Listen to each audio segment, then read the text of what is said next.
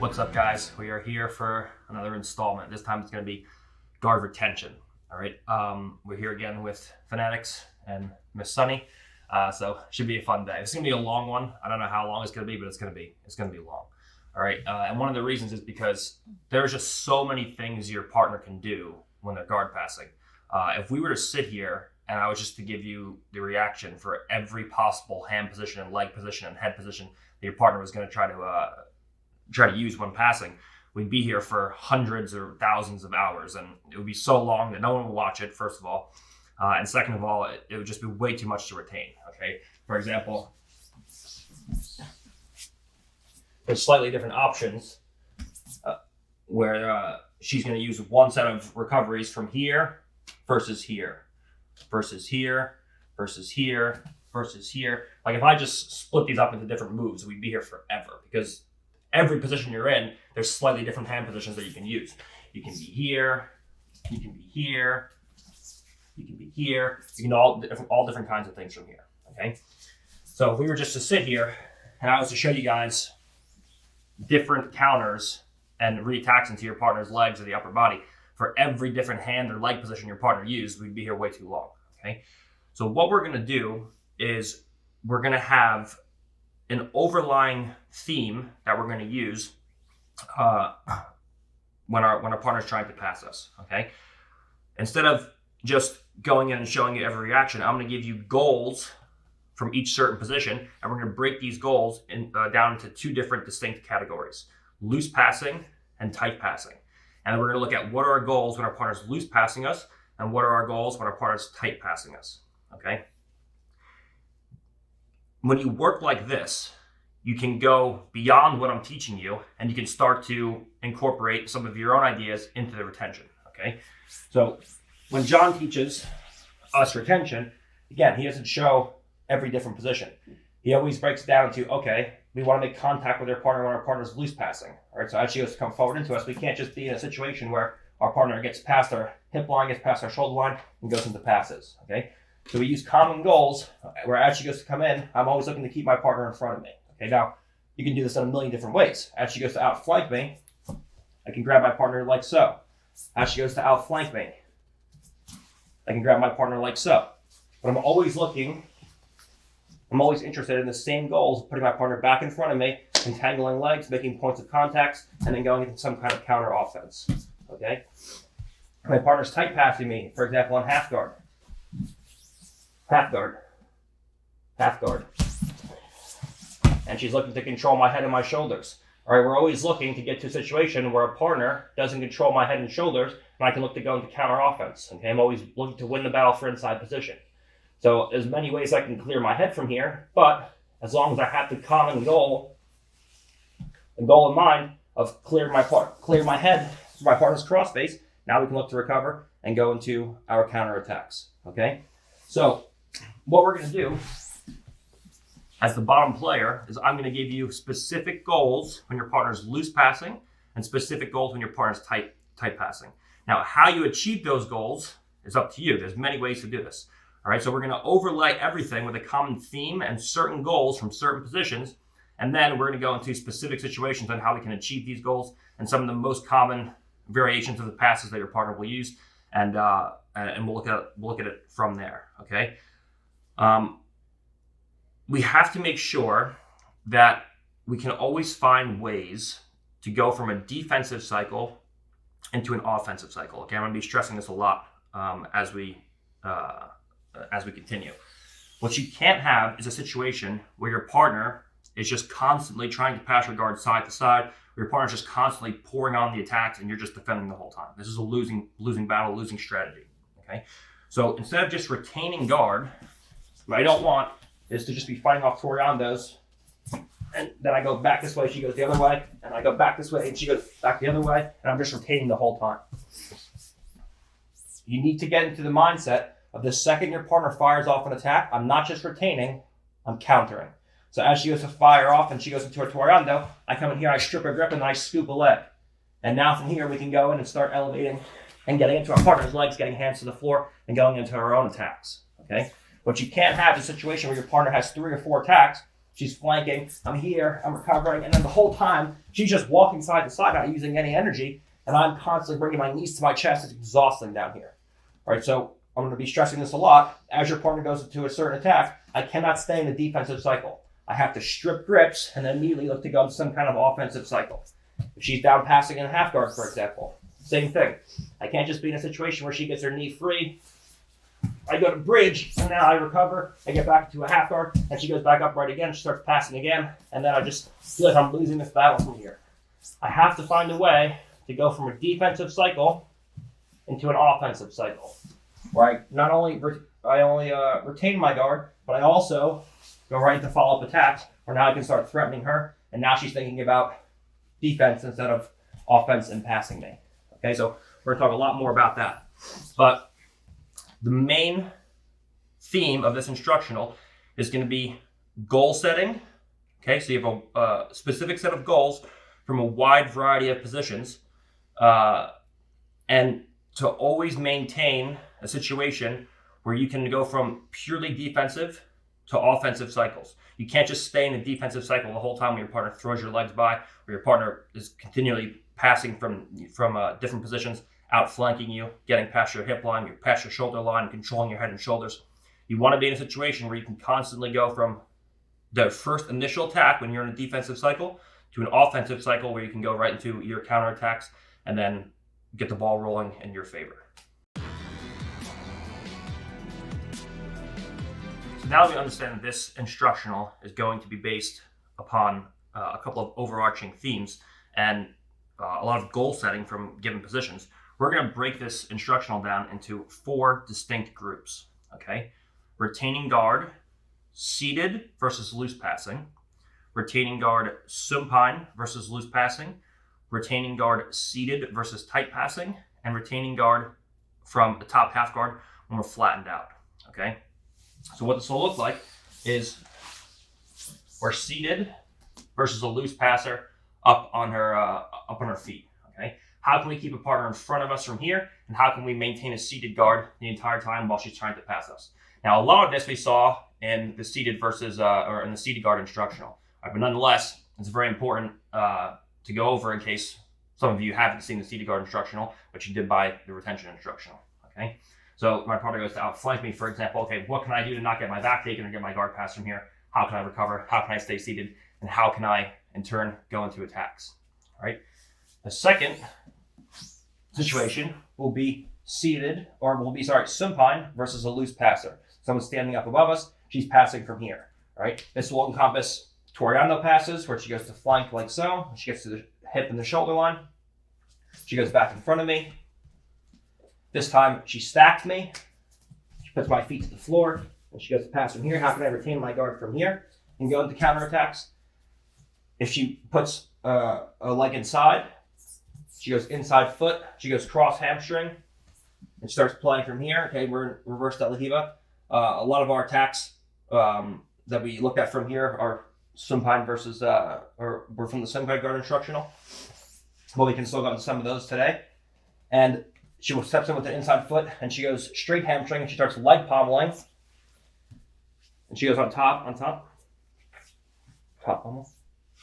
And she goes here, how can I retain my guard against someone who's loose passing when I'm supine? And she looks to start beating me with the leg pommeling and looking to get past my legs. What can I do to retain an attack from here? Okay. So we have seated versus loose passing. We have supine versus loose passing. Where we also will look at various Ashigarami X-guard variations where a partner beats us with the Ashigarami, backsteps, and now from here, what can we do to retain guard so she can't just immediately go knee on belly and look, start passing me from here, okay? Or start clearing this leg, walking to north-south, and start passing me from here, okay? The second my partner goes to backstep, what can I be doing from here to retain my guard and go into counterattacks? She goes to backstep, I can't just stay here, okay? What can I be doing? Strip grips and throw my legs back into place. All right. The third category will be seated guard versus a tight passer. Okay, now your partner can either start standing when she's tight passing, and she can move into a body lock. She can dive to a body lock from here. Okay, or she can start on her knees.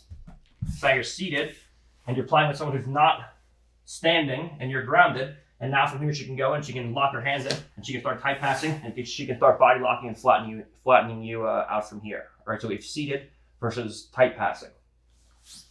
Our fourth situation will be half guard versus tight passing, where a partner tries to flatten us out from half guard in various ways. And now she can go top, head, and arm. She can go under, over. She can go double unders. She can sit through and switch her hips and keep me flattened. There's various things she can do from here where I have to look to recover and go into counterattacks as well. Okay, so we have 4 distinct categories that I'll be looking at today. All right, all where we have specific goals. Then we have seated versus loose passing. We have supine versus loose passing. We have seated versus tight passing. And we have half guard versus tight passing. Okay? Normally, when your partner starts with a body lock, what's her goal? Most of the time to step to a half guard. So from here, she starts seated versus tight passing. She flattens me out. She steps to half guard, and now she goes to pass me from here. So it's super important that you understand the link between body lock passing and half guard passing. All right, so 4 distinct categories that we're going to be looking at today, and then now we're going to look at goal setting for each opponent, or for each player, sorry.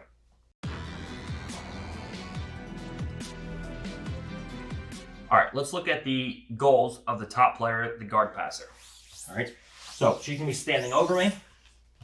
All right, now if you've watched the passing instructional, which I'm sure many of you have, the goals remain the same for the guard passer. All right, she wants to, 1, get my feet and knees to point away from her, okay? You'll see this with any guard pass. It's physically impossible for her to actually pass my guard if my feet and or my knees point towards her. Whenever you see any guard pass in the sport, whether it be a toreando, and so, where she passes my guard and she settles down, go ahead. Now she controls me, my feet and knees are pointing nowhere towards her. Whether it be a half guard pass, and she goes to pass me from here, my feet and knees are pointing nowhere towards her. My knees are pointing out here somewhere, my feet are pointing out there somewhere. Any kind of pass that you're looking at, whether it be from north-south, she goes to pass me. Right now, my knees are pointing towards her. When she pushes my knees away from my chest, now my knees are pointing up here somewhere, and my knees are no longer pointing towards her. So one of her goals is to always get my feet and knees pointing away from her. So the more that she can get my feet and knees pointing in the opposite direction of her, the easier it's going to be for her. So when she goes to throw my legs by, I'm looking to always have my feet and my knees pointing towards her. She goes to move around me. I'm always looking to get my feet and or my knees to point towards her so I can go back into my attacks. Another goal of hers is going to be to pin my head and shoulders, okay? Because now, as she goes to get my feet and knees to point away, this is step 1. Now, in order to actually pass my guard, she needs to control my head and my shoulders. If I can block her from doing that, it's going to be hard. So she has to control my head and my shoulders either before she passes the legs or after she passes the legs, okay? So she can do this. She can pass the legs first, now come down and control my head and my shoulders to get to a pass. Or, from a half guard, she can control my head and shoulders before she passes my legs, and now she can control and pin my head and shoulders, pass my legs second, and now she can establish a top pin and start to go to attacks. Another one of her goals, the third goal, is to create back exposure. Okay, so this is basically a mistake on my part. You don't see myself or my team creating back exposure a lot. This is the only reason why you would create back exposure when someone passes your guard is because you don't want to be scored on. So it's mostly in a points rule set, but it's not something that you want to do. So if someone goes to pass my guard and I don't want to get scored on, like you saw this in my match against Joao Rocha, where there was like 30 seconds left. If I got past, I was going to lose if I had a turtle. But you really don't want to create back exposure. Okay, your whole thing should be to retain guard from here and put your partner back in front of you. Worst case scenario, they pass your guard to side control or mount, and then you just recover. But if they hit your back, it's a whole different story. Okay, so goal for her is if I make a mistake and she goes to pass my guard, I feel like I'm getting a pass from here, for her to create back exposure where she puts so much pressure on me, where now she creates back exposure and she goes into attacks. Nothing we're going to be looking at is going to be based around myself giving back exposure to my partner and then recovering guard from there. I'm a big advocate of just getting your guard passed if you feel like you're getting beat and not giving your back up. Okay. The worst case scenario is she passes me the side control. I get passed, and then from here, a few seconds later, I can recover. This is why I need to have good pin escapes. But if she goes to pass me and I start to create back exposure, and now she takes my back, now she's scoring high points, and I'm in real danger from here. Okay, there's not much danger if she just passes you to side control. So, yes, it is in her best interest to create back exposure. From here, from bottom, we're never going to be turning our back today. We're going to be doing everything from our back, looking to post, bring feet and legs back inside, and recover and go into counterattacks. Okay, there's also no counterattacks if you just give your back up. Okay, you can't attack your partner from there. Okay, and the fourth is to create so much pressure where you get limb extension and start creating submissions. So she can sit over for a Kimura and start attacking like so. She can, if she's standing passing, she can Toreando. And now as I go to recover, she can fall into my legs. Leg lock. And she can start going into attacks on my legs with heel hooks and various different submissions from there. So when I'm looking to extend and push my partner away to retain, I create limb extension and she creates submission exposure. Okay, we're also not going to be looking at that today because it's more about submission defense than it is guard retention. If my partner locks a Kimura on me, it's more about stripping the grip of the Kimura, not getting the Kimura put behind my back. If she goes into my legs, it's more about leg lock defense than it is guard retention. Okay, so we're going to be looking at mainly stopping my partner when she's passing from getting my feet and knees pointing away, and controlling my head and shoulders to look to pin me. Okay. Nothing we're going to be doing today is going to be about submission defense and creating back exposure for her to look to go into defenses and re-guard. Okay, but nonetheless, when she's passing, these are her goals, and if she can achieve these goals, she's going to be winning from there. Okay, now let's look at what our goals are from the bottom position, based around what my partner's doing. Is she standing and loose passing, or is she tight passing?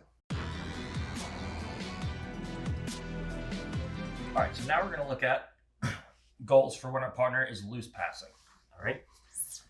Now, there's a specific set of goals when our partner is loose passing versus tight passing, and these will unify as you're sparring live. Okay, we'll look at that in a second. But when our partner is loose passing, we're looking to keep as many points of contact to our partner as possible.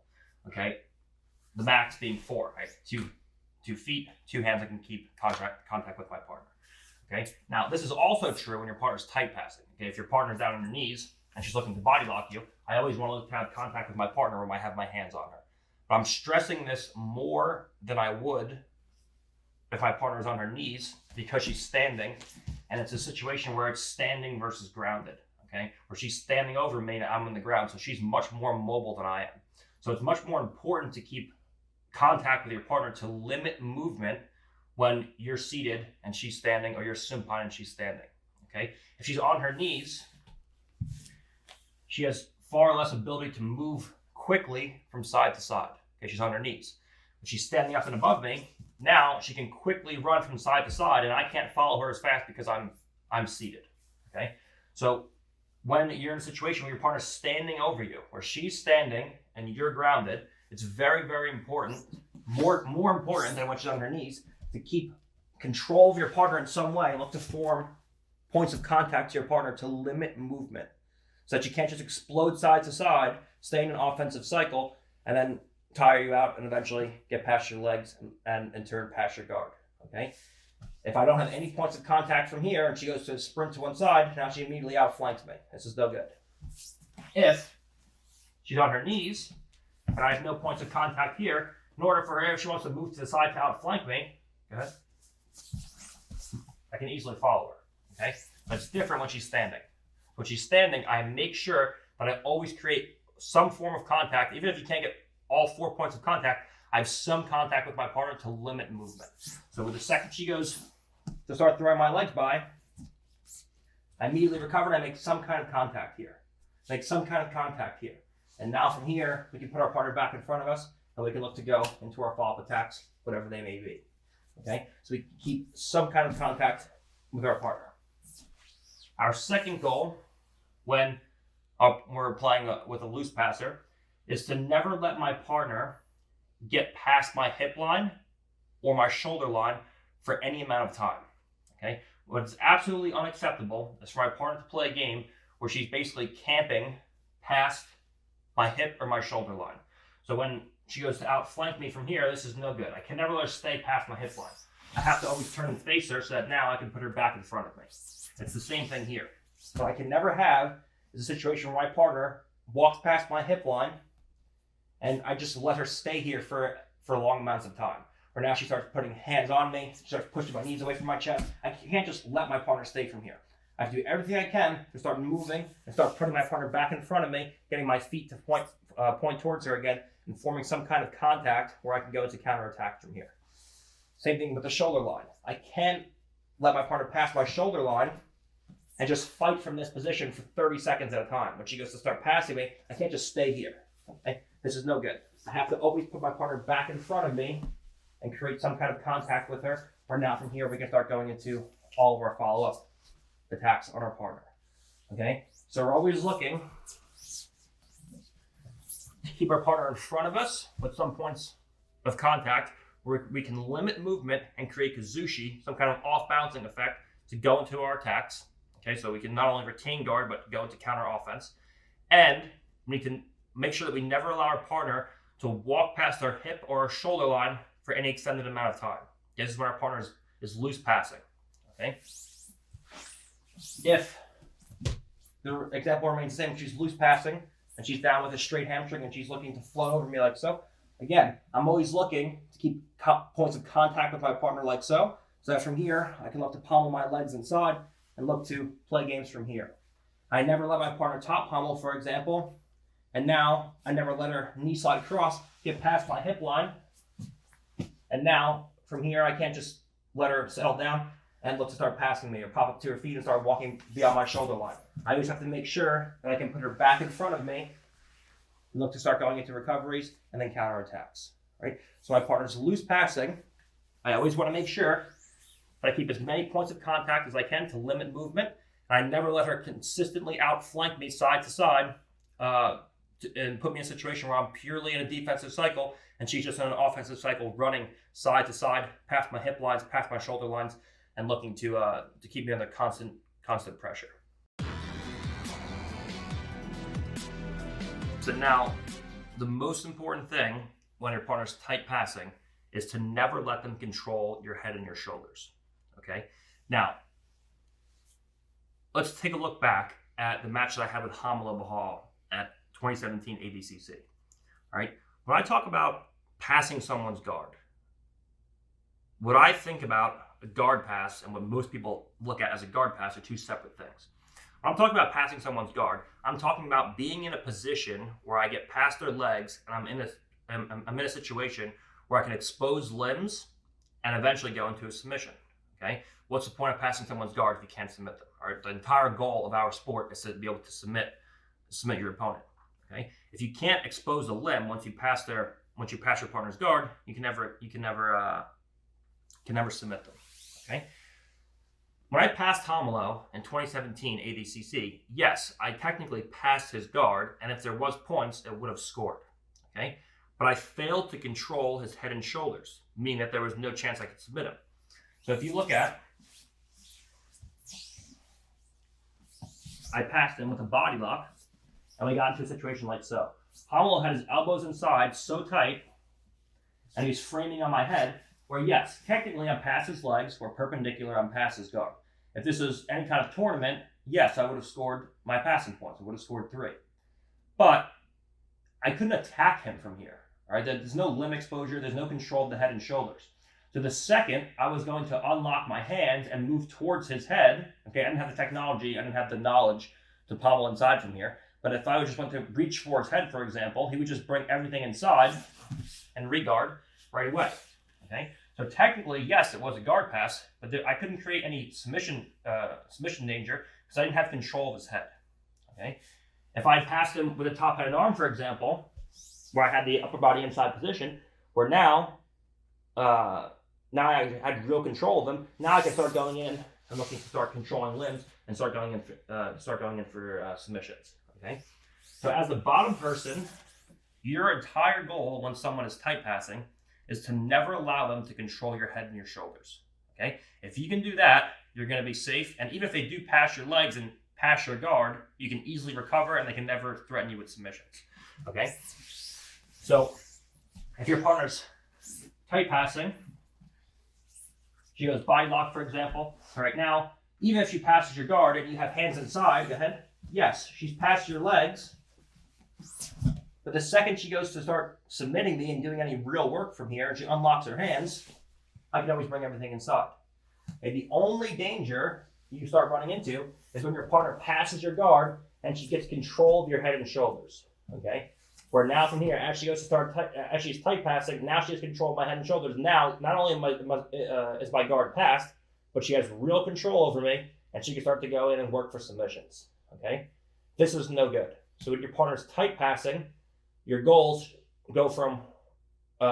switch over from a loose passing situation to a tight passing situation where now you're looking to make so your partner cannot control your head. Okay?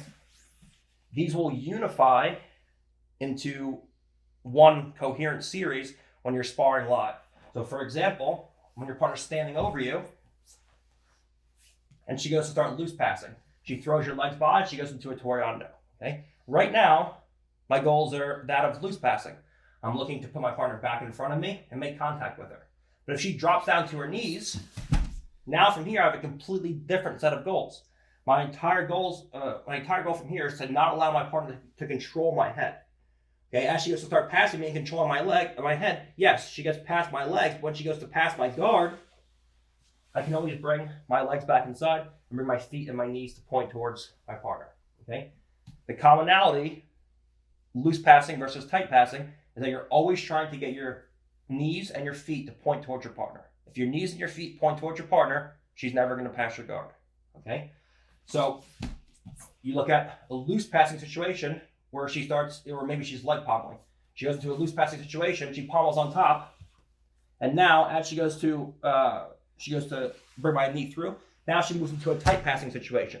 If she can get to an underhook and a crossface, and she can control my head and my shoulders, now she's going to beat me from here. But if she goes from a loose passing situation, back in, and she gets past my legs, and now she switches to a tight passing situation as she goes to pass me. When she goes to control my head and shoulders, if I stop her from doing that with various frames and posts, now she goes to control my head and shoulders and pass me, I can bring my legs back inside and look to recover.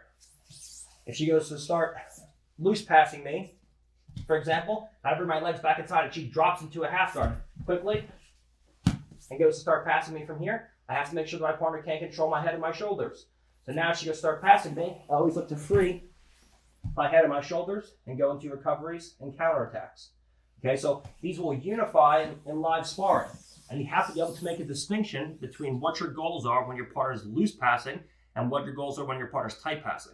Now, these can change in a split second. Right now, I'm in a situation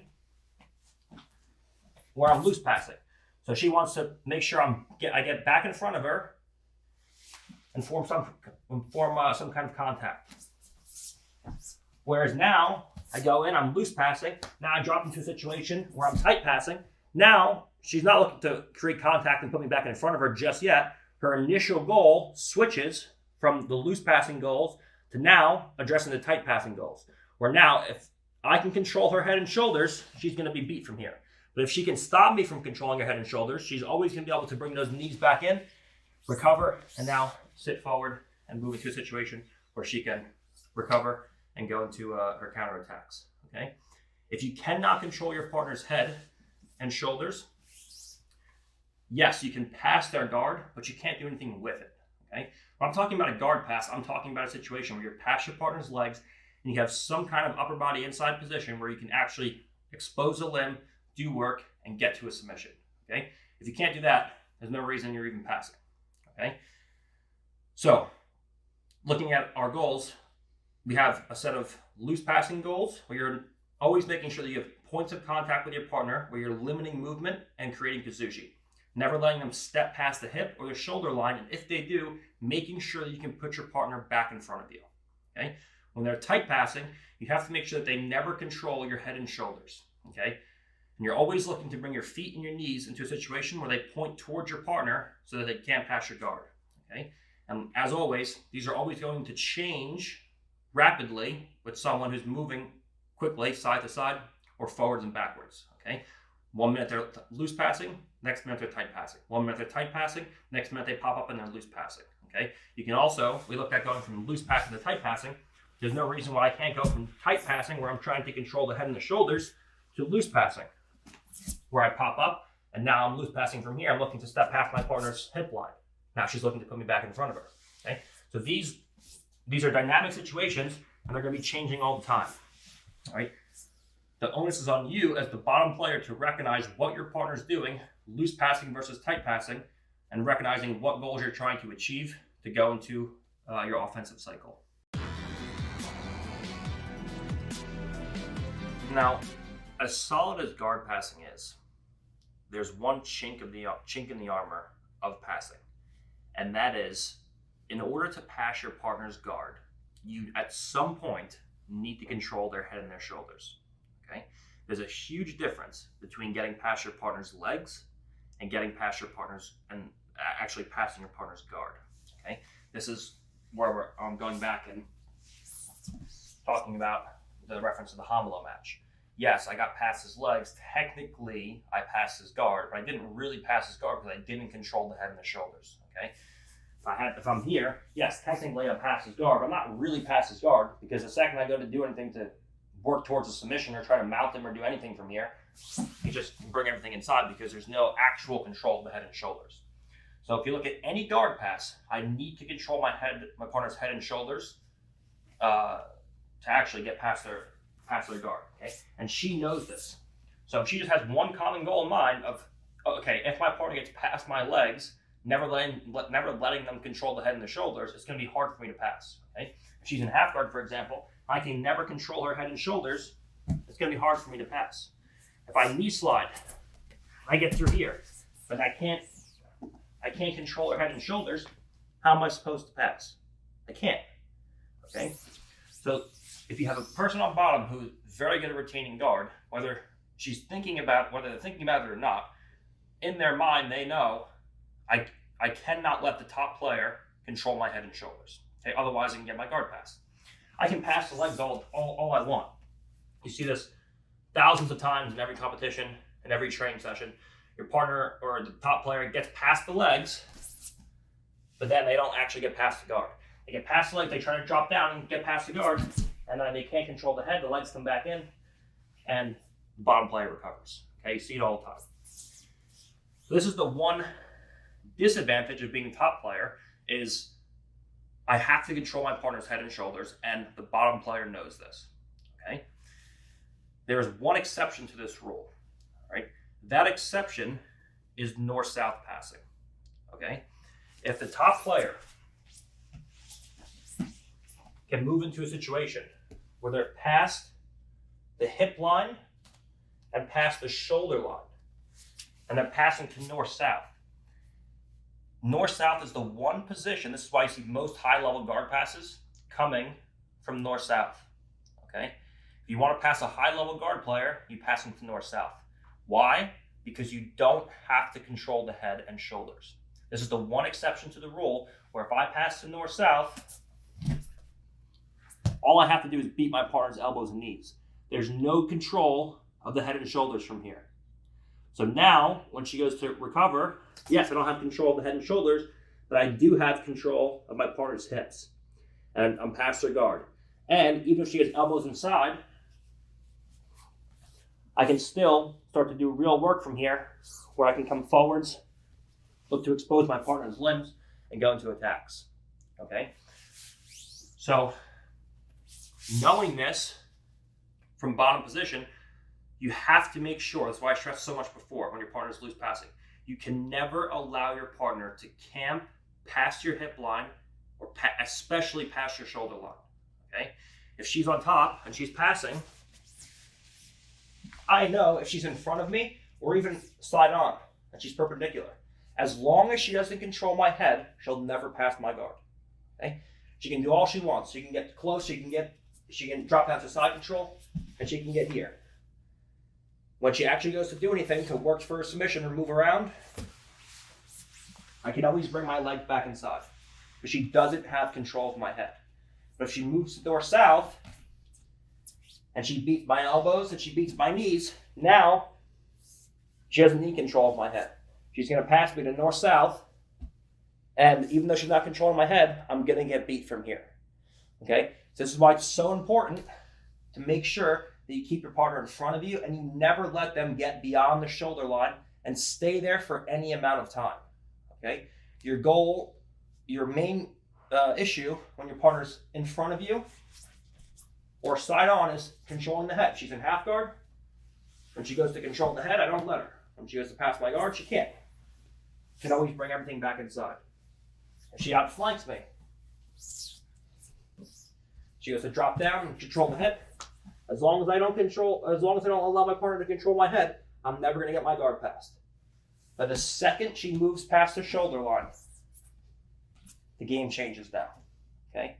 So it's your job from bottom position to make sure that your partner's loose passing, and the only way she's going to pass you to north-south is loose passing. She's not going to be passing tight and pass to north-south. You have to make sure that you can constantly put your partner back in front of you and create some kind of connection to go into counterattacks. Okay, this is so, so important. Okay, so understanding from bottom position, when your partner's loose passing, your key to retention is ultimately not allowing your partner to control your head and your shoulders, and never allowing your partner to get past the hip line and especially the shoulder line. Okay, if you look at any guard pass, it always ends chest to chest with control of head and the shoulders. Okay, if you cannot control the head and the shoulders, you cannot pass someone's guard. So as the bottom player, you know this. Okay, the only exception to this is north-south. Right, this is super important, and the whole entire instructional is based around this simple idea. Never let your partner control your head and your shoulders.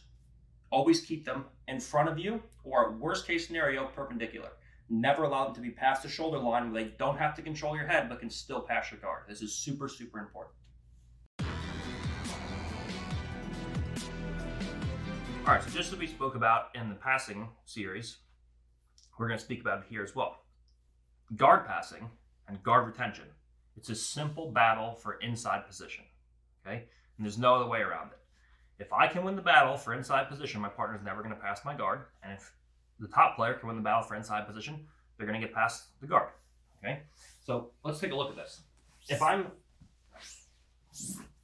sometimes like so, my partner can start with outside passing or with inside passing. If she starts with inside passing, she brings her foot inside my legs, she splits my legs, and she can start with inside passing. She can also start with outside passing, where she outflanks me, where now her legs have the outside position, and she can start with the flank. But at some point, she has to drop down and win the battle for inside position. Meaning, she has to get her limbs inside mine. If my limbs stay inside hers, there's no way she's ever going to pass me. So if she goes to drop down and I go inside bicep like so. Now she goes to come in, I go inside shoulder like so. Now my left elbow comes inside shoulder like so. And now as she goes to look to start passing me from here, when she goes to control my head, I can always guide my partner over and look to start creating space to go into counterattacks. If on the other hand, she drops down, she outflanks me, she drops down, and now from here she has the elbow and hand inside my left arm. She has her knee inside of my hip. She has her hip inside my elbow. She has her jaw inside of my shoulder. And she has a strong crossface, and she wins the battle for inside position. Now when I go to recover, it's going to be useless. Okay? So if she can win the battle for inside position, she's going to pass my guard. If I can win the battle for inside position, she will never pass my guard. Okay? It's the same thing when passing to north-south. If I can win the battle for inside position by creating frames and a connection of the knees and the elbows, she will never pass my guard. When she goes to come in, she can put all of her weight on me, she can do everything she wants. She will never pass my guard from here because I have the inside position. But the second her shoulders and collarbones come inside my elbows and inside my knees, now she's winning the battle for inside position, and she's beating me from here. From a half guard situation, she has one leg inside. Okay, so she goes inside first. If I win the battle for inside position, if I have a butterfly hook, for example, and I have my hands and my legs inside when she goes to pass me, she will never win this battle for passing because I had the inside position. But if she wins the battle for upper body inside position, for example, then she wins the battle for lower body inside position, and now she goes to pass me. She has all the inside position advantages, and she can easily get past my legs with the inside real estate. Okay? So you have to understand, now everything's starting to come full circle, that passing is just a battle for inside position. So if you actually take a look at this, and we just do 10 to 20 seconds of guard passing, you'll see everything we talked about up until now being applied here. So if she just goes to pass my guard, you're going to notice I'm always looking to put her in front of me and create Kazushi. I'm always looking to be in an offensive cycle where I go into counterattack as she goes to pass me. I'm never letting her step past my hip line, past my shoulder line. I'm never letting her control my head. I'm never allowing her to win the battle for inside position. You see all of these concepts being used just with different gripping variations. Okay, but if you follow these goals, your partner can never pass you. So as she goes to start passing me, go ahead.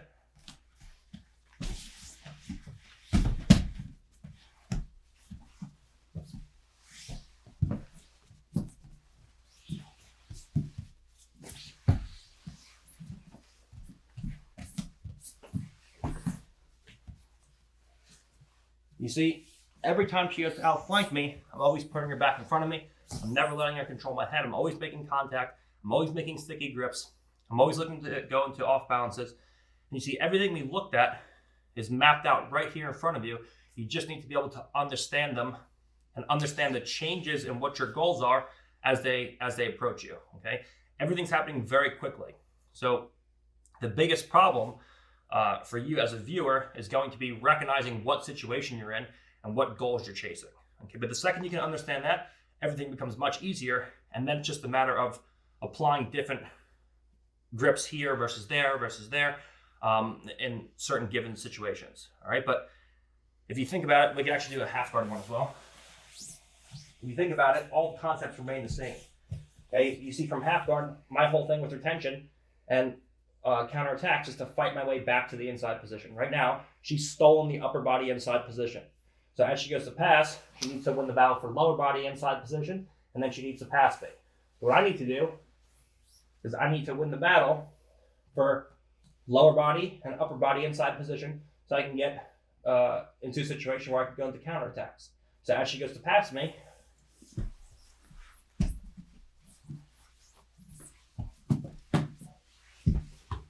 I just incrementally fight my way back to inside position. I never let her control my head and my shoulders for an extended amount of time, and then I go into my recoveries. Okay? So when you think about it like this, it's very simple, but it's not easy. Okay? The hard part is having the skills and the knowledge to recognize these pieces as they're being applied, and then acting accordingly. All right? But if you look at it like this, everything is pretty simple. It just takes time to get good at it. All right, I've spoken about this a million times, but we're going to go over it again because it's super important. The importance of having concave shoulders, all right, when we're retaining guard and going into counterattacks. All right. When my partner's standing above me, like so, if I have my shoulders flat on the ground, it makes it harder for her to move my body. Okay, so if she goes to Toreando, she won't get a spinning effect where she rotates me maybe all the way to north-south, for example. But it'll also make it incredibly hard for me to follow her. If I bring my legs and arms into a situation like so, if she puts her hands on my legs and she puts a hand on my knee, she can spin me pretty easily from here. Okay? If she tries to do that from here, there's so much friction on the mat that she won't be able to move me. But when she goes to outflank me, if I keep everything flat on the floor, it'll be incredibly hard for me to follow her from here. Whereas if I have concave shoulders, I can look to start moving my body into a situation where I can rock from side to side, forwards and backwards, and I can follow my partner. Okay? If she's in front of me, and I try to follow my partner from here, I'm just moving my legs. Like so. This is no good. When she goes to move to a side, I need to be able to follow her with concave shoulders. Right? Concave shoulders, when I roll my shoulders forwards and my back forms this banana shape, this is what allows me to follow my partners forwards and backwards and side to side. So she picks a side, I can quickly move to that side to cover and make connection. She moves to the other side, I can quickly move to that other side and form connection. She walks past my shoulder line, I can quickly bring my body back, I can form connections. I can invert, and I can easily move myself around. Right, so it's important that when your partner's passing, we have this concave shoulder situation where I can easily follow my partner from side to side. This applies as well in a seated situation. What I don't want is for my shoulders to be like so, and my elbows to be wide, where my partner can just punch in underhooks and start going into attachment here. I want everything to be in a situation like so. Where now she goes to punch in underhooks, it's hard, there's less surface area for her to start moving in. If she does get an underhook, for example, now I'm in a concave position, so as she goes to start coming forwards into me, I can look to go into counterattacks and look to start moving my partner around and off balancing and going into all of my follow-ups. Okay, so it's super important to have to understand that when your partner goes to pass you, you have to be able to follow them, and the only way that you can do that is by having concave shoulders like so. That's why everyone in jiu-jitsu has such bad posture, because they're used to doing this all the time. It's the same thing from a half guard situation where your partner's passing you. If I go to clear my partner's cross face, like so, and I look to escape from here, even if I have a butterfly hook in place, and my shoulders are flat on the floor, I can never move my partner from here. Okay, flat convex shoulders make it hard for you to move on the floor. Concave, rounded shoulders make it very easy for you to move on the floor. So when your partner goes to cross face you and keep control of you from here, like concave shoulders, everything becomes easy. Every escape you're going to do, and retention is the beginnings of an escape, you only need concave shoulders. If she has a cross face and she's looking to flatten me out, I go to kip, kip, kip. You notice my shoulders are rolling forward from here. I'm never like this. This is no good. Whenever your partner's trying to pass you, you notice with any pass she does, well, I always have concave shoulders. I can always move and follow my partner along the mat very, very, very, very easily. Okay, that's super important when you're playing bottom position to always have the ability to roll your shoulders forward so you can move easily along the mat. Okay, because ultimately, if she's standing over me, it's going to be hard for me to match her movement. Or I can do a little bit better when I roll the shoulders forward. I can follow her much better side to side and forwards and backwards. Let's talk about how we can hide our jaws from a cross face. Just as strikers hide their jaws from punches, like so, we need to be able to hide our jaws from cross faces. Right? Now, what does this mean? Like we spoke about, every guard pass besides passes to north-south involve your partner controlling your head and your shoulders. So if you raise your head and expose your jaw to a cross face, it's going to be really easy for your partner to control your head, provided they can get close to you. So if my partner's passing me, on this side, and she outflanks me, and she drops down to a situation where now she can control my head, and she can get a clean bite on my jaw of the cross face, it's going to be hard for me to escape from here. Because now, as she goes to lock her hand, even if when she locks her hand, now as I go to escape from here, my jaw gets caught under on my partner's cross face here. So now as I go to escape, I feel like I'm pushing my partner onto me, and you're making the cross face tighter when you got to move around. Okay? Even if I have a hand inside, for example, you see from here, when she goes to cross face me, my hand basically gets stuck inside, and even though I have the inside position, it's hard because I'm not hiding my jaw from the crossface at all. But if you contrast this with the situation where I hide my jaw from the crossface, now when she goes to start to put pressure on me, I can clear the crossface off and look to bring everything back inside. So you have to be able to tuck your jaw inside your shoulders and hide your jaw from the crossface. So your partner can't get a strong purchase on the crossface. If I'm just here and I have convex shoulders and open shoulders, and there's space between my jawline and my shoulder, you're always going to be exposed for heavy crossfaces on both sides. The best example of this is from a half guard. You see people get caught in half guard and you're like, I can't move from here. Yes, because your shoulders are flat, number one, and number two, your partner has a very strong crossface. If you see from here, you see my partner has a great bite on this entire side of my face with the crossface. Okay, my jaw is completely exposed to the crossface. So now, when I gotta move my partner around, it feels hard. If I try to off balance my partner to my left, I just push her shoulder into my own face, and you feel like it just gets tighter. But when I hide my jaw from the crossface, and I tuck my jaw inside my own shoulder, and I look down towards my partner's collarbones, now, when she goes to give me a strong crossface, her shoulder slides along my face and off my jaw. Here, it just pushes in under my jaw. She has the inside position with the shoulder. And now, as I go to push, I just push her up into my jaw, and into my face, and into my neck. This is no good. Whereas when I hide the jaw from the crossface, now her shoulder glides along my face and up off the top of my head. So when she goes to hold me from here, the crossface always comes off. If she holds as tight as she can from here, and she has good exposure with the crossface, there's no way I'm ever going to move her anywhere. If she holds as tight as she can, and I have the crossface, my jaw hidden when she goes to hold me, she slides off every time. Okay? So, why is this important?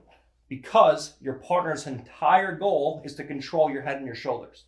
So if she gets close to me and she gets close to a guard pass, she's always going to have to go from loose passing to tight passing. If she can't control my head and my shoulders, and she can't get a strong purchase on a crossface, she's never going to pass me.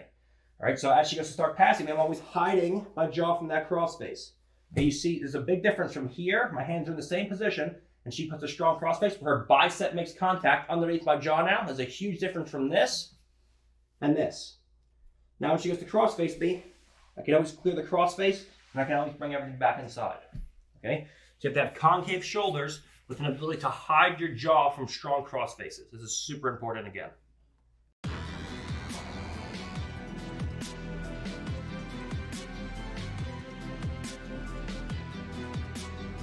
All right, so we're going to look at seated versus loose passing when someone's standing above me.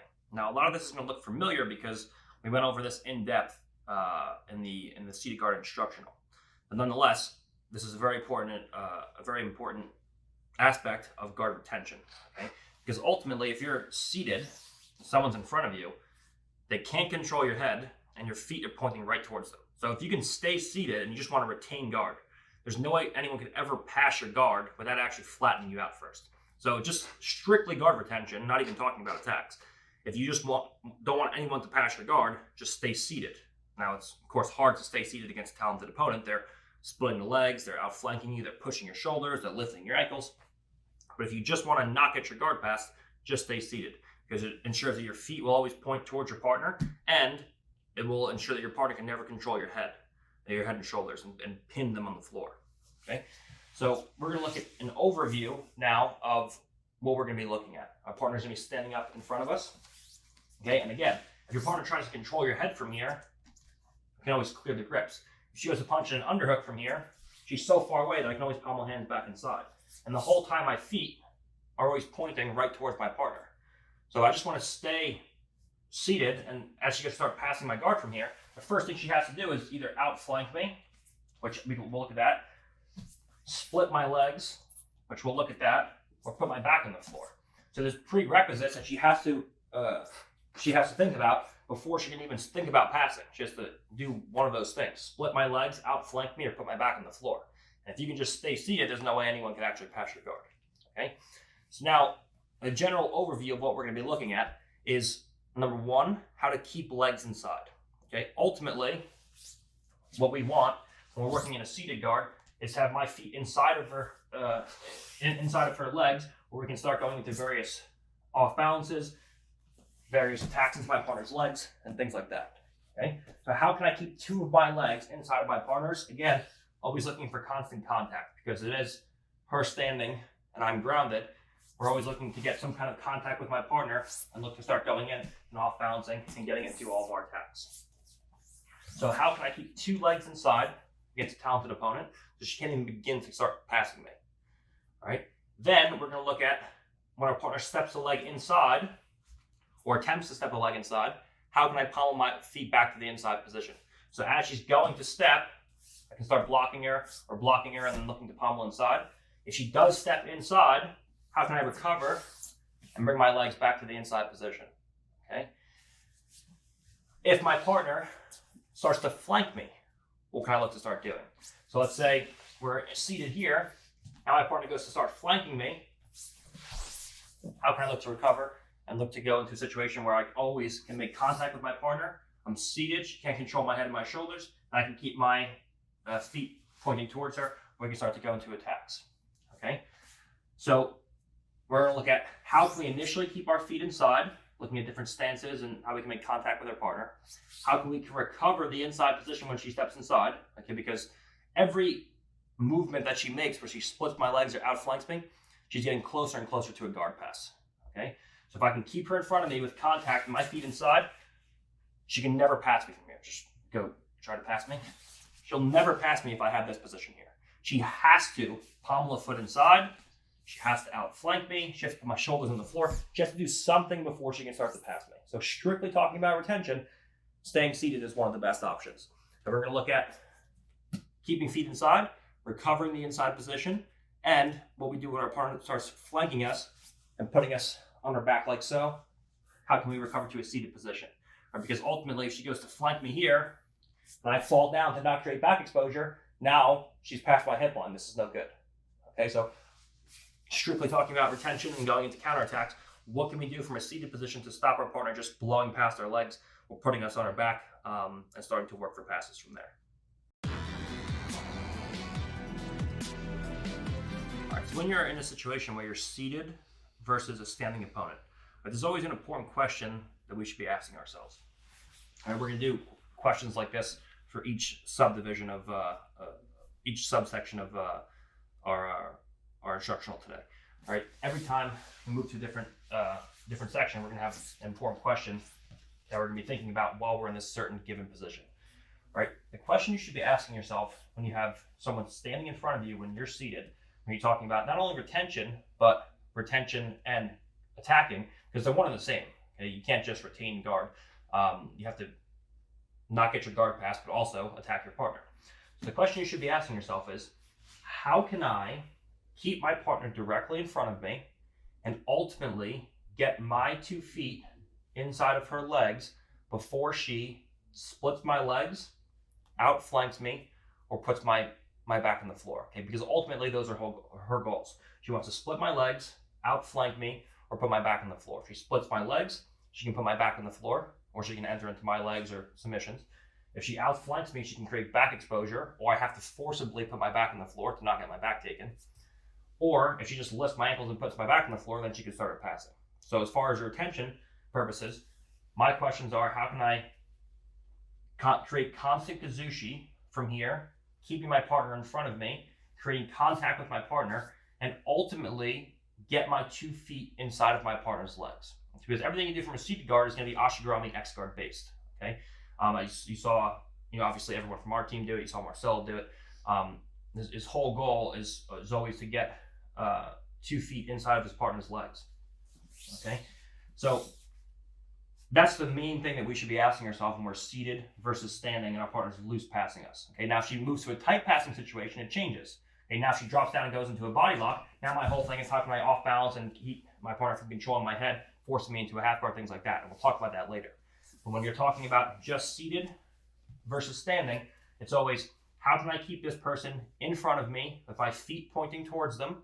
And ultimately, how can I get my 2 feet inside of my partner's knees and dominate the space between her knees before she splits my legs, outflanks me, and puts my back on the floor? Okay? And if you can just think about this simple question and come up with answers through certain techniques, everything will become much easier.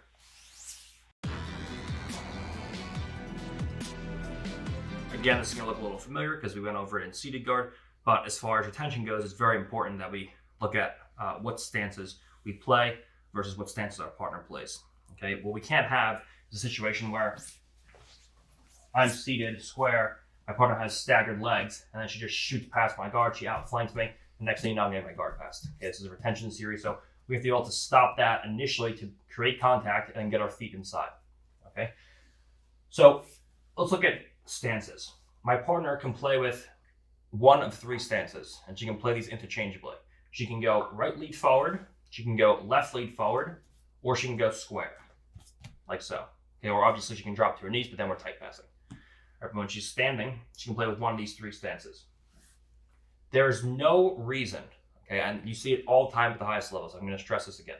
There's absolutely no reason for the top player to be playing with a square stance like this. It doesn't make any sense. All right, you don't see wrestlers ever standing in a square stance for long amounts of time. You can do it. You can move to a square stance and then move back to a staggered stance. You see strikers do this a lot, where guys square their stance to throw punches and then move back to a staggered stance. But you should always be in a situation where you're staggered, so you can move quickly and you can start to flank people to given sides. Okay. And in addition, you deny me center line exposure from going into attacks. When she's square, like so, now she can only move quickly from side to side, but she can't move diagonally past my hip line like so. She has to stagger her legs. If she goes to take a cross step, she has to move into a stagger stance anyway. Okay, so you're just giving yourself that extra step that you have to do if you start square. So when she's in a square stance, number one, it doesn't give her the ability to outflank me and move in the direction that she wants. She can only move quickly in this direction along that plane, but she can't move past my hip line. And she creates a situation where there's a massive amount of center line exposure from here. So it's very easy for me to off balance and go into my attacks and start to hit kazushis, where now she has to step out to avoid that, and now it allows me to get connection to my partner's lead leg. Okay. The idea behind this is people are afraid of leg locks, so they think, okay, if I stand with both my legs far away, the opponent won't be able to enter into the legs. That's not true though. Sure, I can't get direct contact right away, but when she's doing this and posting my shoulders, how is she going to pass me from here? She can't outflank me. She can't split my legs. If she goes to step inside, she has to stagger her stance first. Okay, so all this does is it gives me the ability to start grip fighting and patting hands down and then going in and harassing my partner's feet, okay, with how she wazes. All right, so your partner can stand square, but it's never the best option long term, okay? This is the same reason, like I said, you don't see wrestlers standing square. They create center line exposure so you can shoot on them. You don't see strikers standing square because they create center line exposure and you can hit them in the face. Okay, the whole thing is to hide the center line, hide the jaw, so that now, when I want to go double quiche, I can't. Yes, I can make contact, but she should have options to pommel her legs back inside and start passing from here. This is basically just a negative game that people use to stall. They post their shoulders, I go to reach for the legs, I can't get there, and then we run into situations like so. But if you know how to harass the feet properly, this is terrible for the top partner to do. So don't pass like this, okay? Now, if she's square, I can stay square. But if she staggers her stance and she goes right lead forward, for example, now I have to stagger my stance because now she can move quickly to a flank position, take a cross step, and this is no good for me. So what I can't have is a situation where I'm here and she's right in front of me, and now she just quickly shoots past my legs and she's gone. So when she goes right lead forward, I have to go right lead forward as well. So she's right leg forward, my right hip is down, and my right leg monitors her lead leg. So now when she goes to step, I can always block her and come forward and make contact. So she goes to step. Now I have contact with my partner where we can go in and start to go into our follow-up attacks. In addition, when she goes staggered and I go staggered, it only allows her to pass in one direction. Okay? So when she goes to outflank me in this direction, I know this is the only way that she can go. Because my partner steps out in this direction, Now she exposes her center line, where we can go and start to attack with off balances. So if she goes staggered like so, and I stay square, she can outflank me in this direction, like so. Or she can come in and start stepping out in this direction where she steps across, like so, and then this like follows and actually starts to move to a flank position like so. And now there's no center line exposure. If I try to go in double quiche, I can't. So she can go 1, 2, and now she can start outflanking me. She can drop down. She can go to my knee and my hip, and she can start to push my legs away, and my knees point away, and turns into a disaster. Okay? So when she starts to move staggered, like so, she goes right lead forward, I go right lead forward. So now I cut her off. She can only go in one direction. If she goes in this direction, she exposes her center line. If she tries to go in this direction, now I can always follow her. Okay? So if she goes staggered, I have to go staggered. So my lead leg monitors her lead leg. If she switches to a left lead forward, I have to switch to a left lead forward. Right now, from here we go in, and our lead leg monitors our partner's lead leg. If she goes left lead forward, and I stay right lead forward, now there's no reason why she can't just outflank me with the cross step, and she beats me here. Okay? So you have to understand, in order to not just get your guard pass right away, you have to recognize what stances your partner's playing. Is she square? I can play square. Okay, this is. I can also play staggered. There's no reason why I can't play staggered as well. I can play square because I know that my partner can't move quickly in the direction she needs to. She can only go side to side along that plane, like along that axis out there. She can't step diagonally without staggering her stance. The second she goes staggered, I have to realize this, and I stagger as well. So now, when she goes to outflank me, I can easily follow my partner, and I know which side she has to pass to. If she switches stances, this is no good, because now she can outflank me here easily, and I get beat. So she switches from right to left lead forward, right to left. I have to switch from right hip to left hip, and we can go in and start playing with our partner here. Okay, and now if she switches again, as she goes to outflank me, I have to switch, and I move from one hip to the other, and we can adjust accordingly. Okay, this is like an hour-long portion in the seated versus standing. I'm not going to go into the full explanation, but this is super important for not having someone just run past your legs. Okay, if you're seated and you have someone standing in front of you, and we're here, you have to recognize if your partner changes stances. If I go here and she goes right lead forward and I go to the wrong side, now, as far as retention goes, she outflanks me, and now if I fall to my back, she takes a big cross step. I fall here, and now you get your guard pass, and you're like, okay, I tried to play seated guard. You said it was the best for retention, but people are just shooting past my leg. This is not okay. Okay, so understand that when your partner adjusts his stances, we also have to look at that and adjust accordingly. If your partner's square, you can play staggered or square on either side. Staggered on either side or square. If your partner's right lead forward, you have to go right lead forward. And if your partner's left lead forward, you have to switch left lead forward. So that you force your partner to pass to one side, and you can adjust accordingly, and you can start to go in, create kazushi, make contact, and then go into your attacks. So you're not just retaining, you're also going to attacks as well. All right, so just so you need to understand that the stances matter, the distance also matters. Okay, again, what we can't have is our partner just shooting past our legs, passing our guard, and we lose the battle right from the beginning. All right, and like I said, I talked about this entire, what I'm talking about right now, way more in depth in the seated guard. So I'm kind of just brushing over it now because I know many of you who have retention have seated guard, but some of you won't. So I'm talking about it a little bit here, but if I went into as much depth with this stuff as I did in seated guard, we'd have 3 hours right here, and then it would be a 30-hour long instructional. But this stuff is all in the seated guard, and talk about it in depth. Right, but it's important for attention purposes as well. So if I have a partner standing over me, I have to understand that there are three distances my partner can work at. Okay, she can work in a situation where she's so far away from me, where it takes her multiple steps to come towards me, and I have time to react to what her movements are going to be. You have to remember your partner's standing and you're grounded. standing and you're grounded. So she can move much more quickly than I can. So if she's far enough away where now as she goes to move towards me, I can adjust and I can come in and I can start making contact with my partner. Okay, so she's so far away where it takes her multiple steps to come in, and as she goes to come towards me, I can react accordingly and hit my follow-up moves. The second is where she's so close to me where I can immediately come in and make contact and start to limit movement. Okay, where now, even though she's standing, she's not faster than me because I have connection to her, and now we can start to go into a follow-up attacks from here. And third is in this kind of gray area.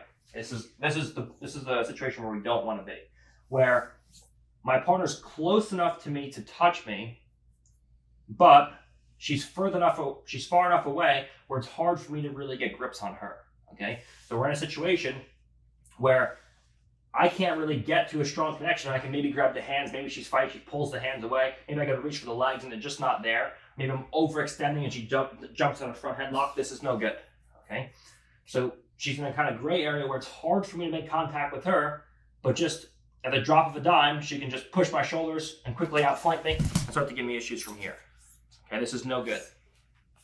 So I always want to be in one of the first two situations where she's so far away from me, where now she has to take multiple steps towards me, I can react accordingly, or she's close enough to me where now I can make contact and go into my follow-up attacks. Okay, and I can manage this distance with my movement. If I'm square, I can't move forwards and backwards quickly. But if I'm here, I can move forwards and backwards. So now my partner wants to be in this gray area, right? So she plays here. I can't really reach her, but she can shoot past my legs. I can move towards her. I can make contact. I can move away from her. And now as she goes to move towards me, I can move back in towards her. So I can dominate the distance between us with a simple staggered stance where I can move forwards and backwards, and I can move side to side. Okay? So I always want to be in a situation where she's so far away, where now I can read what she's going to do, and as she goes to move towards me, come in here. Now, I'm close enough where I can make contact and go to follow-up attacks. She always wants to be in a situation where she's in this gray area where I can't really touch her, but at any point, it's hard for me to react because she's so close where she can just shoot past my legs and start giving me problems. Okay? And I manage this by either moving towards my partner to make contact, or away from my partner, so that as she goes to follow me, I can meet here in the middle and now go into my follow-up attacks and connections. Okay? You have to understand, again, this is for just retention purposes. You can't just let your partner be in a situation where she's beating you on stances. You have no idea what stances are. You can't read the stances. And your partner's moving quickly from side to side, forwards and backwards, and she just shoots past your legs. Okay, what you can't have is a situation where you're square on bottom and your partner's here, then you have behind stuff and they're moving. You got to make grips on them. They're stripping grips. You got to grab the legs. They can't grab their grip, and then they just shoot past your legs, and you don't even have a chance to start your retention series because your guards pass right away. Okay, so just understand seated versus loose passing.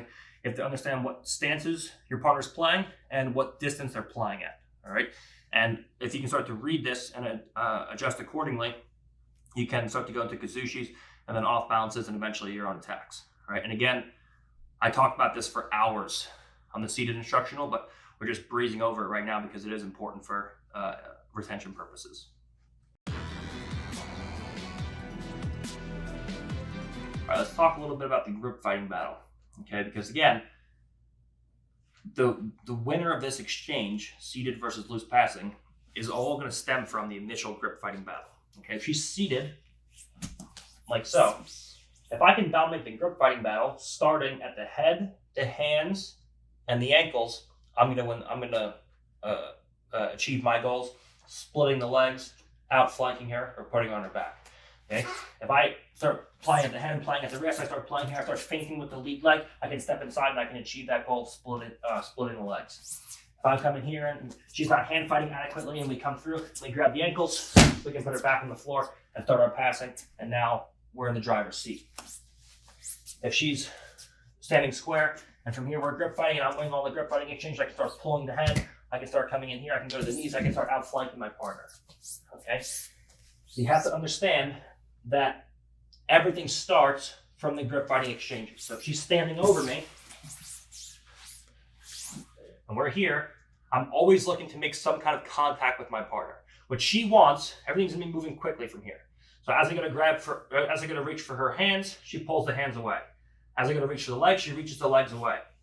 As I go to reach, she reaches over and she grabs a collar tie, she posts my shoulder, she starts moving me around, and now, again, she can move quickly from here. So you have to understand that as far as retention goes, you can't give your partner everything they want. You can't let them pull in the head, you can't let them shoot into underhooks. And then you have to also understand that at any time, they can switch from passing loosely to passing tight, all right? And this is where the real issue comes in. Because now, you're playing here, you're looking about grip fighting going into your attack, and then your partner shoots into an underhook, now she shoots into a body lock, and now you're forced into half guard, and now you're dealing with a whole different situation here, and you have to understand that this is a possibility, okay? So everything starts, retention-wise, with tight elbows, concave shoulders, with my shoulders in front of my hips, and my stance adjusting accordingly to my partner's stance. So if she's square, I play here. What I can't do is have elbows like this, okay? You see all the time, guys take underhooks and knee slide. You see body locks come into place. You saw it a million times last weekend when last weekend now, not when you're watching this, when Yuri competed against Nicky Rod, and he was playing here. Nicky Rod just locked his hands at will in body locks. Okay, you have to understand that they can go from loose to tight passing and then drop the dime. Okay, so my whole thing is to be to win the grip fighting exchanges from here, create contact with my partner, and get my feet in between her knees.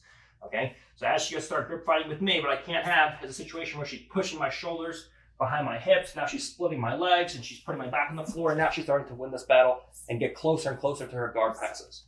Okay, for just purely retention purposes, again, I want to stay seated. She can't control my head and my shoulders and pin them on the floor. And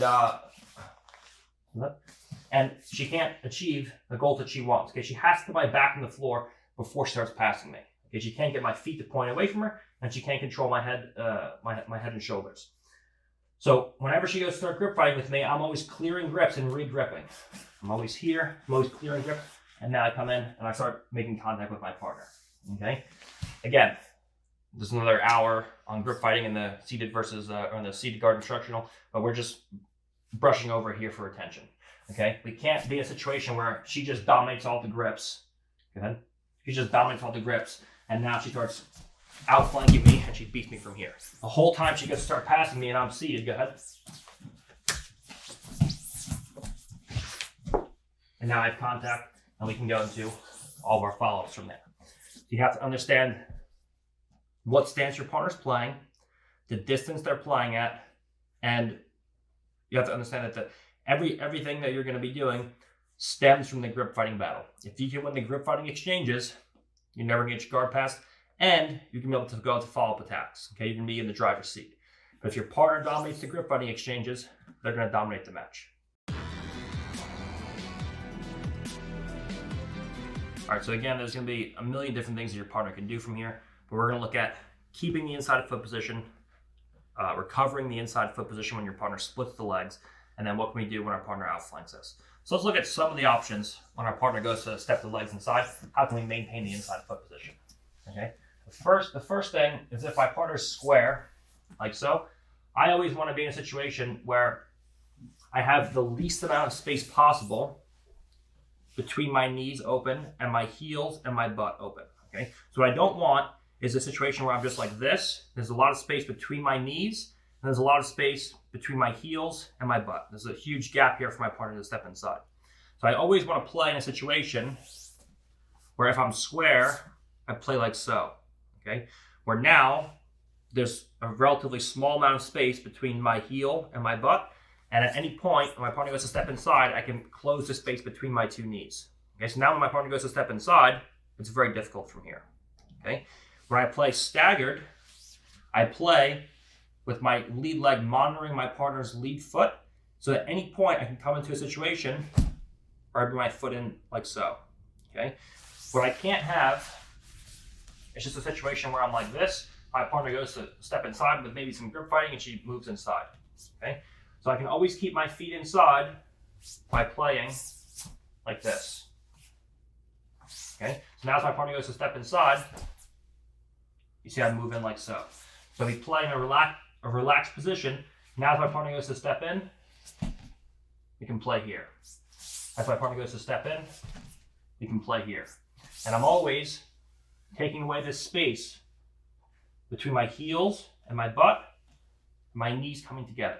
My partner wants to do is to split my legs. So the closer my knees are, the harder it'll be. The easier it will be for her to outflank me, but the harder it's going to be for her to split my two legs. And the same goes with heels to butt. The closer my heels are to my butt, the harder it's going to be for her to step inside. So when she goes to step inside, we play here. When she goes to step inside, we play here. We have some kind of contact. As long as I have space between her shoelaces and my butt, separated by a leg, I'm going to be in good position. So as she goes to step in, I block with one leg. As she goes to step in, I block with one leg. If we're staggered, as she goes to step in, I block with a foot. And I move in and I connect. As she goes to step in, I block with the leg. Then I replace it with a second leg. And now I have 2 feet inside. Okay? So I'm always looking to maintain the inside foot position. There's a million ways you can do this. We looked at it in the seated guard instructional. Right? But when she initially goes to walk in, if I have the inside foot position, there's no way she can pass my guard. So it's talking about strictly retention, not even follow-up attacks. Maintain the inside foot position. So whenever she goes to step inside, when she goes to start her guard passing, she wants to either outflank me or she wants to step inside. When she goes to step inside, go ahead. Okay, move around a little bit.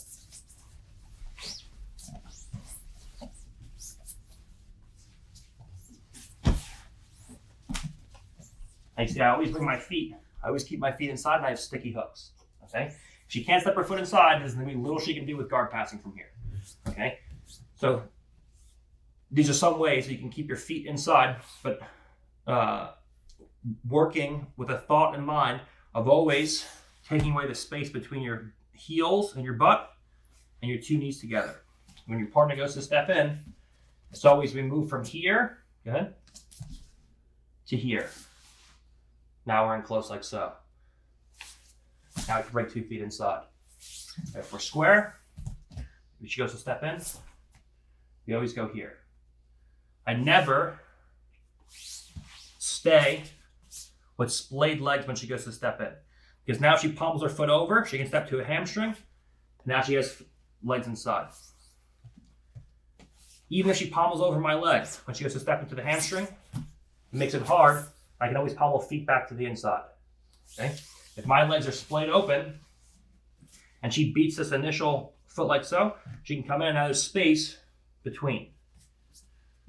Now she goes to step in, I can always replace with one leg or the other. Or even if she does beat me because my knees are close together, I can always move to a given side and pommel legs inside like so before my partner shuffles me down. Okay? So I'm always closing the space between my heels and my butt and my 2 knees. So whenever she goes to step in, it's always here, here, here, here. So I can always keep my 2 feet inside of my partner's knees.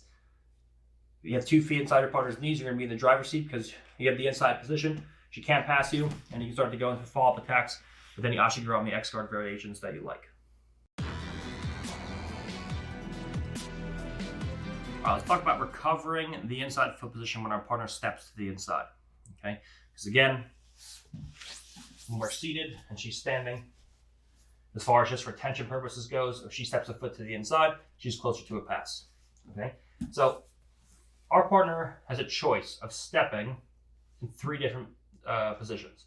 She can use her foot to step to a position where she has the inside foot and she's directly in the center.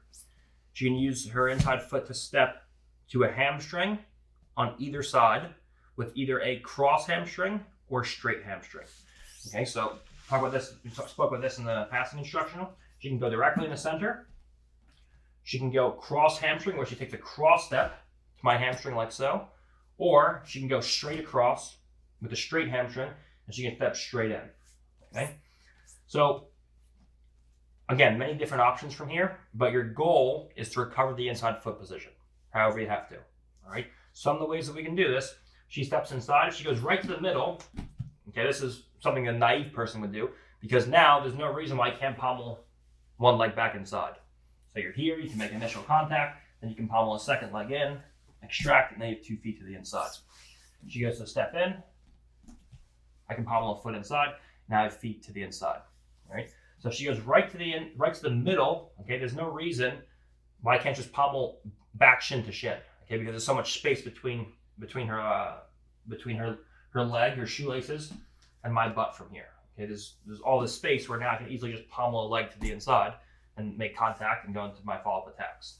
The issue starts to come when your partner starts stepping to one hamstring or the other.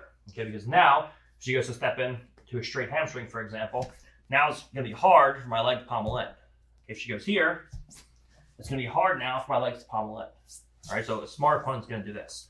So whenever I see I'm beat, the first thing I do, as she goes to step in, I want to get back to the inside foot position. As she goes to step in, if I can't pommel my legs in, she's too close, I take 2 hands on the floor, 2 feet to the floor, and I just push and drag myself backwards. Like so. Now she goes to take a second step, I pommel back to the inside. She goes to take a second step, I pommel back to the inside. She goes to take a second step, I block the foot. Okay? So as she goes to take that second step to follow me is when I pommel my legs back to the inside. So she beats me to either hamstring. Maybe she goes cross hamstring this time. I just take my 2 hands on the floor. I back away. Now she goes to recover. I bring my foot as a blocker, 1. Then I bring the foot to the inside position, foot to the inside position, and now we're ready to go into attacks. Okay, so if I find my partner's naive and steps right to the middle, I can just bring my feet back inside.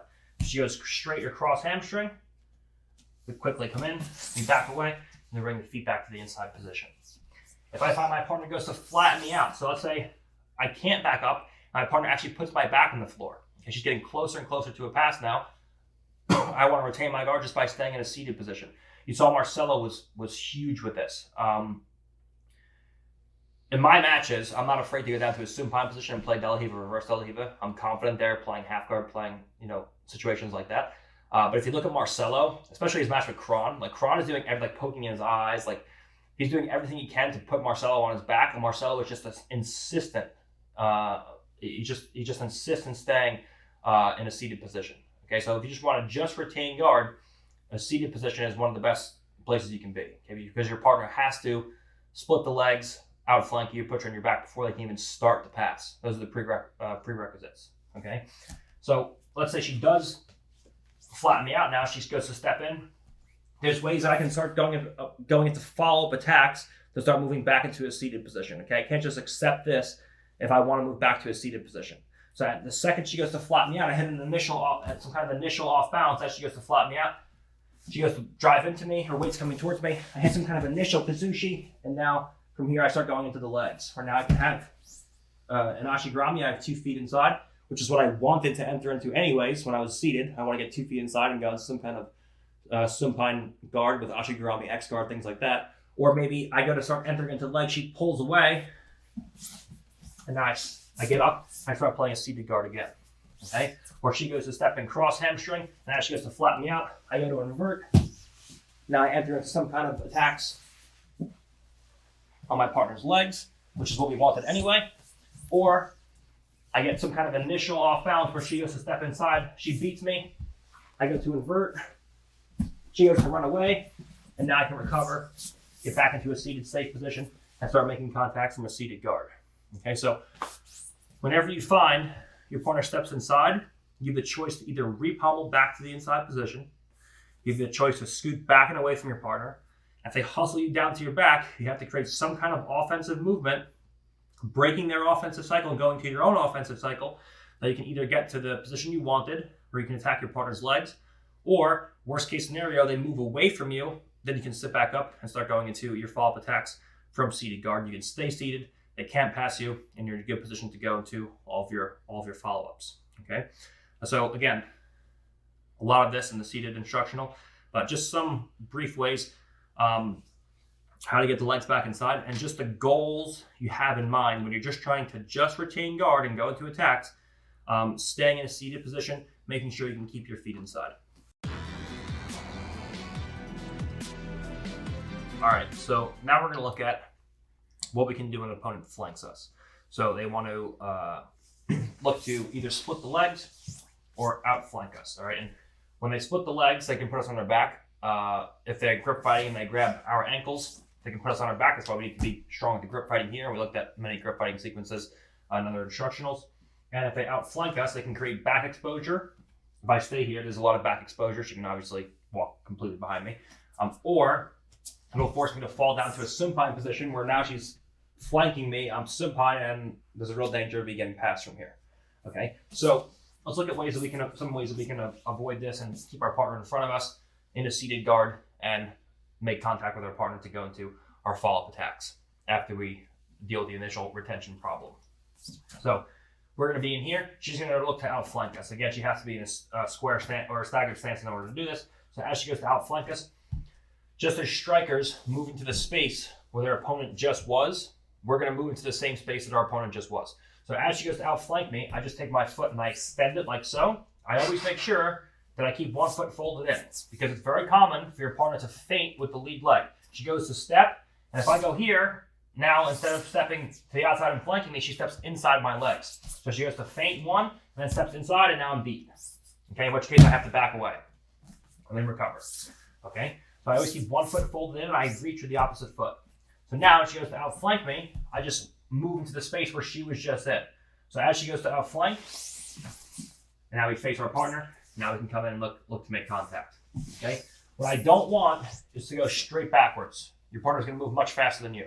So as she goes to outflank me, what I can't do is this. As she goes to move, I can't look to put her back in front of me by moving like this. It's never going to work realistically. When she goes to outflank me, if I just walk backwards, she just keeps following me and walks behind me. Go ahead. No matter how fast I go, you're always going to lose this battle. So I always go to the space where she was just in. She's standing here in front of me. As she goes to outflank me, now we're here, and now I have connection with my foot. Now we make an initial connection. We bring a foot to the inside, a second foot to the inside, and now we're ready to go into our attacks. Okay, so initially, if I can stay seated, I will. So she goes to outflank me. And come in here. Now we're ready to play. If I find that my partner outflanks me and puts me on my back, what can I do from here? Okay, so she goes to outflank me. I fall to my back, and I feel like I'm going to get beat from here. One great option is we can initially put our partner back in front of us and go into the same series that we did when our partner split the legs. So we can post on my partner in various ways, right? Depending on what kind of grip she has, I can post on the bicep, I can post on the shin, and I can put my partner back in front of me. And now she goes to accept the reverse De La Riva. I can look to go into inversions, into attacks in the legs, or she goes to move out and away, so I can move my partner forward and now sit up and go back into a seated guard and reset. Okay? So as she goes to outflank me, I can't move.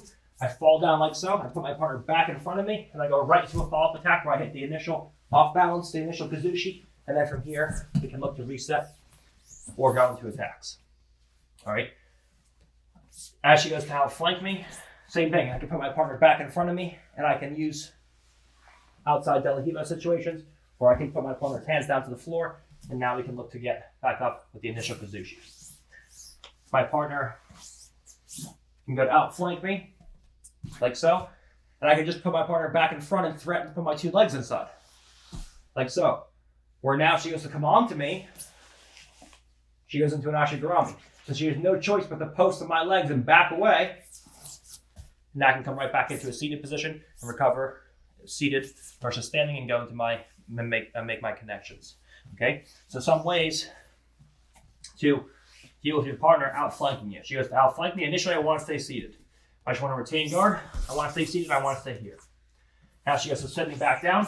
We can look to bring our legs inside, look to threaten leg entanglements. She goes to back away. This pulls me back up, and now we can go into all of our attacks, bring your feet back inside. She goes to outflank me. I fall down. I can willingly put my partner's legs inside and split, and have her split my legs. So now we can go to all the follow-up attacks where she goes to start pressuring down into me and tight passing. We can look to start creating situations where we can at least get our partner off balance and go back into a seated series where we can make contact and then address our partner's reactions as they come. Okay, but if we just want to maintain a seated position, retain our guard, and go into attacks, your whole thing is staying seated, getting back to a seated position if your partner puts you on your back, and then from there, bring your feet to the inside through contact with your partner, and then eventually going into your follow-up attacks with Ashiguramis and X-guard variations. All right, so before we go into supine versus loose passing, we're just going to do a little closing segment on seated versus loose passing.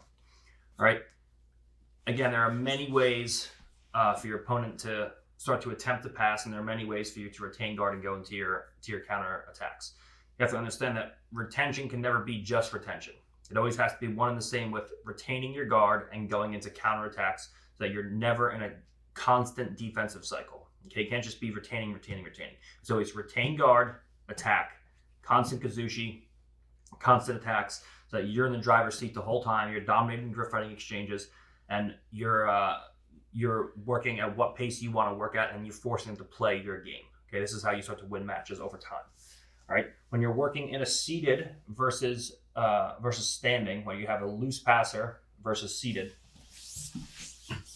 again, your goals are relatively the same as the broad spectrum with loose passing. Okay, you never want your partner to outflank you, like so, and you always want your feet and your knees to be pointing towards your partner. All right, now you have a specific set of goals from this position. All right, I always want to make sure that my feet are pointing towards my partner once again, and I always want to look to make sure that my 2 feet stay inside my partner's knees. Okay, so I always want to ensure that wherever she goes, and now again there are tons of ways to do this, I always want to make sure that I have my partner in front of me with my feet pointing towards her.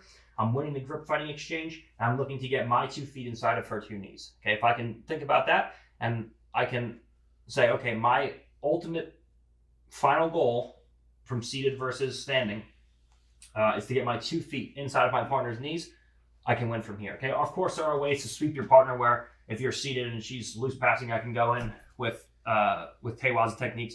I can pull the ankle and she can fall down to the ground and we can sweep our partner. All right, but most of the time, we're looking for situations where we get an initial Kazushi on a talented opponent. It's not going to just fall down. You'll go here, she'll step the foot up, I'll catch it like so, and then I'll pull myself into a situation where my 2 legs dominate the inside position and we can go into attacks. Okay, so my ultimate goal, because the upper body's so far away, my ultimate goal in general is to keep my two feet inside of my partner's knees. Okay, and there are ways to do this. I can't let my partner split my legs. I can't let my partner put my back on the floor, whether it be by splitting my legs, whether it be by lifting my ankles. This is why I have to be dominant with the grip fighting exchanges, or whether it be outflanking me to put my back on the floor. I can't let my partner look to split my legs. I can't let my partner look to outflank me, like so. And I can't let my partner put me in a situation where she outflanks me, puts me on my back, and then especially puts me on my back and outflanks me at the same time. Okay, if she outflanks me, it's not the end of the world. Okay, because as she goes to outflank me, I can always circle like so to correct. But if I'm on my back and she puts me on my back and outflanks me, now this is a real issue now. Okay, now you're not in the driver's seat anymore. She's 100% attacking you. Okay, whereas if you stay seated and you just keep your 2 feet inside, there's no way your partner can pass your guard from here. She has to achieve the goals of putting my back on the floor first before she can look to pass me. Okay, so there's prerequisites that she has to look for before she can actually even start to pass. Or she has to split my legs, has to put my back on the floor, has to outflank me, has to do one of these things in order to actually be successful. And if you just have the broad vision in mind of keeping contact with your partner, winning the grip fighting exchanges, and eventually fighting your feet to the inside position relative to her knees, you're going to be not only be able to retain guard, but you're going to be able to attack your opponent from here. Okay? So we have, again, the overarching theme of the series for retaining versus loose passing, retaining versus tight passing. And now these are specific positions where you have specific goals, seated versus loose passing, supine versus loose passing, Ashigurami variations, leg pommeling variations, where you have specific goals from specific positions. Okay, but again, everything is going to be focused on one common theme throughout the entire instructional, and that is what are our goals when our partner's loose passing, what are our goals when our partner's tight passing, and how in a live sparring situation or a competition, these will be unified. So your partner can go from tight passing to loose passing and loose passing to tight passing, in a half a second if they want to. So you have to understand what your goals are, our broad goals, and what are our specific goals from each different situation. And this is what we saw clearly now with seated versus loose passing. Now we're on to supine versus loose passing.